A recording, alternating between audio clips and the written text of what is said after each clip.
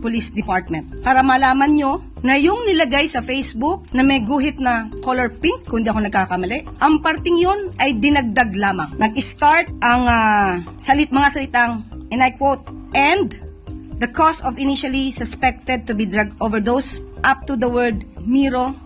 Yan po ay dinagdag lamang. Ito ay mga gawain upang masira ang unang ginang, ang Pangulo at ang administrasyon na ito para sa pampersonal na interes. Tandaan po natin, ang unang ginang po, nung siya ay nasa Los Angeles, ay meron po siyang security service na provide ng US. At meron din po siyang kasamang PSG. Hindi rin po siya nag-stay sa nasabing hotel ni Mr. Tantoco.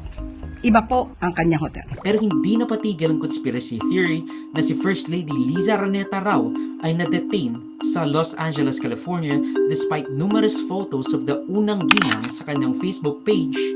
Ang sabi ng iba edited at Photoshop daw ang gamit ng bawat isang photo na inilabas. Ang sinasabi nila, ginamit daw ang pag-aresto kay FPRRD para mabaling ang atensyon ng publiko from the supposed absence of First Lady Liza Marcos, while also even linking Sara Duterte, whose impeachment was made a month before the trip even happened.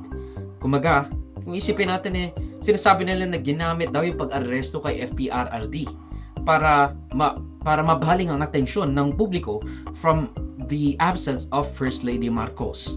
Kung isipin natin, matagal nang pinaplano yung pag-aresto kay FPRRD. Hindi lang yan isang linggo or 2 araw ginawa tapos boom. Of course, nakatulog na agad sila kaya nga siya pumunta ng Hong Kong. Diba?